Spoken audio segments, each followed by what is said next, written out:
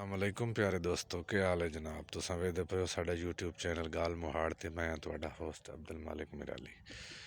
अच्छा जी, असां को तोरिया बीजी आए जी, ते अज इनू पानी लाया से ते खाद एहदे विच सटवाइंदे पे ते सर्दी की वजह तो ना हुण ओहदा रंग पीला होंदा पिया है।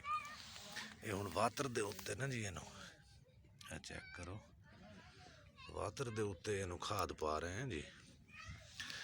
और करना भी इ'यां चाहिए क्योंकि अपना ट्यूबवैल हाई सोलर ते असां कल तां नहीं पाई भी शायद विगा ना भरी वे, धुंध शुंध होंदी है जरा। तो अज इंशाअल्लाह एक क्लेयर हो गया तो हुण इहदे विच खाद पा रहे हैं।